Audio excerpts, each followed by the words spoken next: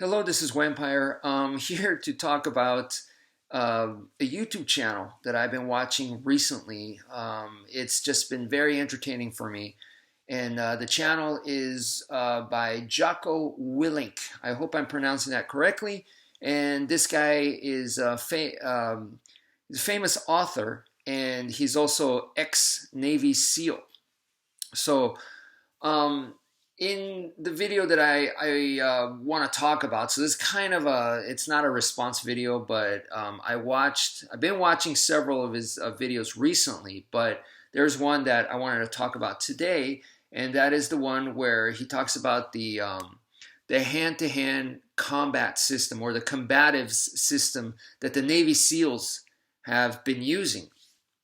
And he started off by saying that they've used a lot. They went through a lot of different martial arts styles and systems, and he remembers something starting off with scars. And for me, in the mid to late '90s, I remember I had a friend who was super into scars, and he ordered the instructional videotapes and everything, and he would tell me about it, and I watched it with him, and we'd study it and all that. So it's interesting. But so anyway, Mr. Jocko was saying that that's just one of many different styles that they brought in to the Navy SEALs to have them teach their programs, and then of course they got to go use it in Iraq, Afghanistan, wherever, and based on actual usage,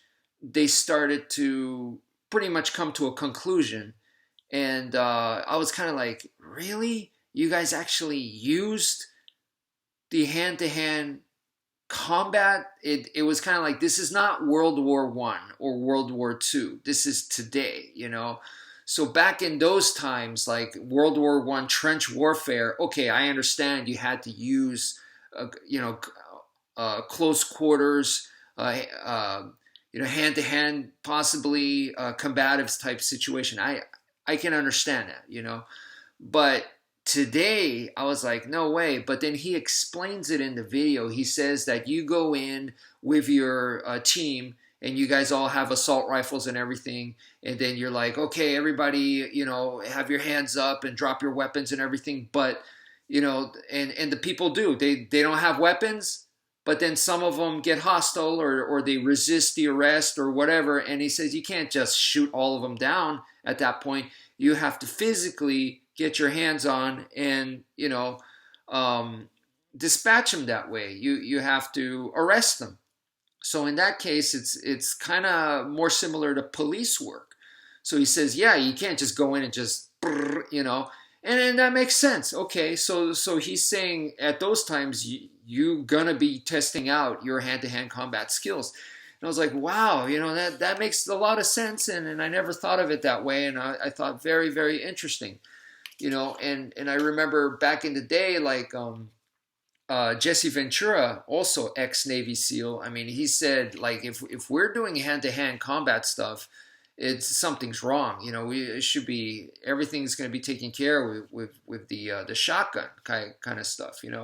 So that's what he kind of said. But I guess times change, situations change, and whatnot. So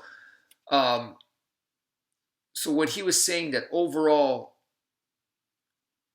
they've tested out and tried a lot of different martial arts styles, programs, and the end result was MMA. Okay, the sport of MMA. So this is what we're talking about, is Muay Thai, kickboxing, boxing, wrestling, and BJJ, Brazilian Jiu-Jitsu. Now, you could mix and match some things, but that's the general idea. You could put in judo in there, you could throw in sambo in there, whatnot, but that's the general idea, right? That's the sport of MMA. Those are the styles you're going to be training in. And so he said that just is the end result, and they're just coming from what like basically worked, what functioned in a real life situation. And one of the guys that he was talking with on the video, he brought up an example where I believe he's Navy SEAL, and him and his partner were doing a simulation where but it was one of those simulations where you could get pretty rowdy with each other, and so they had to arrest the big guy, and that big guy started resisting. And two Navy SEALs trying to take down this guy, they couldn't do it. Then a third guy, who I believe was also a SEAL, but he was known for his BJJ. He comes in, smaller than the two that were trying to take this guy down. One guy comes in and then instantly, takes care of this bigger dude. And he said he pretty much did it with knee on the belly, which is BJJ technique. So it's numerous incidents like that led them to, okay, our program is going to be based off of MMA. And from my understanding, Modern Army's Combatives program, is like MMA. And I had a friend, I had many friends in the military, and they would tell me about the stuff that they had to go through. Even my ex was also a military girl. And I remember them telling me about their combatives, that training they had to do. And they're wearing military fatigue, so not the gi. They start on the knees, and they basically do jiu-jitsu, on the ground. And no striking, just the rolling that you would do at any commercial jiu-jitsu studio. And then from there, you get higher up in the program. Now you start adding strikes. So now we're talking about like kickboxing, boxing. And then, of course, there's going to be takedowns and throws. So now it's the wrestling, judo aspect comes in. So that's MMA, right? The only real difference is they're wearing the military fatigues rather than the gi. And then I heard later on in the program, they also involve some basic Filipino stick type stuff. Basic stick and knife, from my understanding. So, if you look at it that way, yeah, it's MMA based. And when I look at my own path, I was never in the military, but my path in the martial arts was, and I still enjoy traditional martial arts to this day, but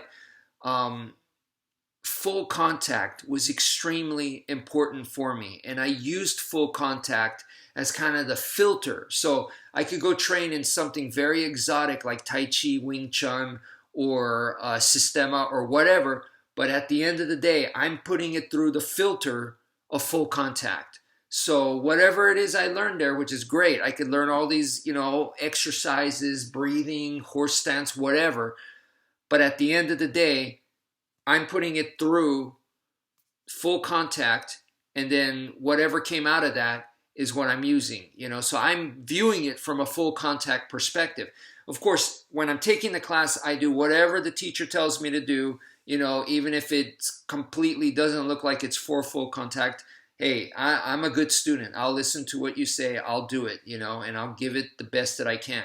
But when I come home, now that's my world, then, like I said, I'm doing it for full contact. So that's the way that I viewed things all along. And that really helped me understand things and put things into perspective. And then the stuff that didn't filter through full contact, I didn't dismiss it as, oh, that stuff is stupid, or that stuff doesn't work, let me throw it out. I didn't view it that way. I viewed it as that is not directly for full contact, so let me separate it, put it in a different category, but it can have value elsewhere, or it may even have value for full contact, just not directly. So once you understand that, and you're able to put things properly in compartments without fearing, going, I'm afraid I'm going to get brainwashed, or I'm scared that this stuff that they taught me doesn't work and I wasted my time. I didn't operate on fear like that. So I have nothing bad to say about traditional martial arts. Once you're able to put them, like organized, nice and organized, and then I don't feel confused. And in a real life situation, I know what I'm going to use. So there's no fear, confusion, nothing. I'm good. I'm chill. You know what I mean? So that was kind of the approach that I took, and that's what I'd like to share with you guys, you know, because I see so much bad mouthing and whatnot. But um, it was really, really cool for me to see the Navy SEALs, the guys that, you know, been through these extreme situations, and that was kind of the essentially same thing, full contact MMA. You know, full contact was their answer, and for me, it wasn't necessarily my answer, but it was a very important part um, for me to piece together the puzzle. So anyway, that's it for now. Thank you for viewing, and take care, folks.